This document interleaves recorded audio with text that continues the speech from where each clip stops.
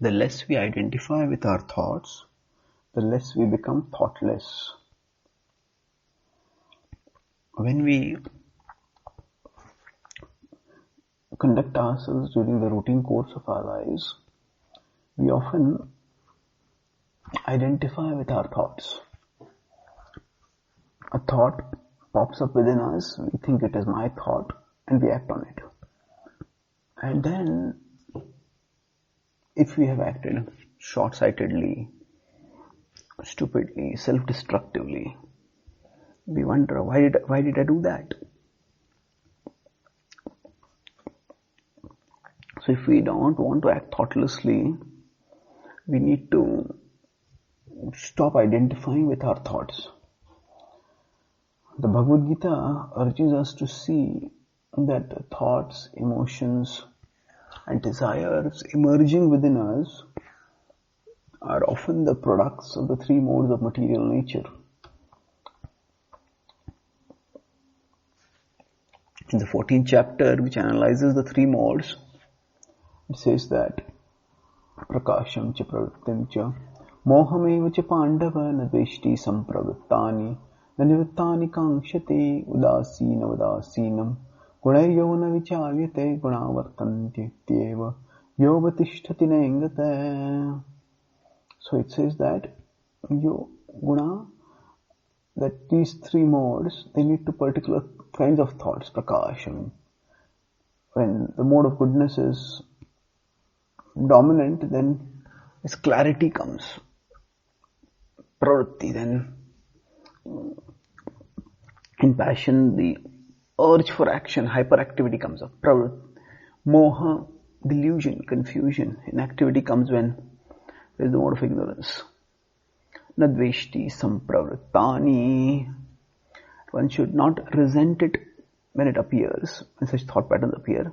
Nivrittani kankshati, nor crave for it when it disappears. But udasina vadasinam, just be situated as if detached. Gunairyo na vichalyate. How can we stay udasina?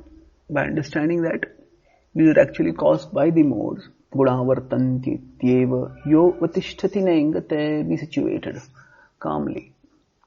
So if we understand that we are souls who are different from our mind, which is where the modes act and from where most of our thoughts emerge, then we will not identify with those thoughts so much. And if we don't identify with our thoughts so much, then we will be able to evaluate them. And if we evaluate them, then we can act on them as per merit. If they are directing us towards something useful, we will do them. If they are distracting or deluding or degrading, then we will say no to them. Now, how can we practically identify less with our thoughts? At a day-to-day level, at a moment-to-moment level, there are so many thoughts which emerge, and it's impossible to actually put all of them aside. Distance ourselves from them and evaluate all of them. But we have an overall structure and plan for our life, and whenever we do anything that deviates from that plan, or when we get some thought which will cause us to deviate from an overall structured way of life, that is especially when we need to disidentify. That is, distance ourselves from those thoughts and then evaluate them. And if beforehand we have put proper thought into the structure that we have for our life, then the thoughts that we get which help us go along with the structure of our life, say, I study at this time, I work at this time, I do this at this time, then those thoughts will keep us on the constructive track, and thus we can overall make our life productive. The Bhagavad Gita says that the best way to avoid getting carried away by our thoughts is by being fixed in a devotional purpose. Mam cha yoga vicharena bhakti yogena sevate sagunan samatidhyaitan brahma bhuyaya kalpate.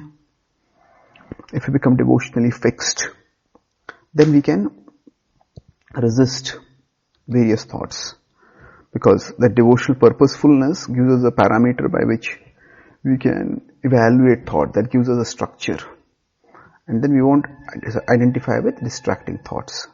Thank you.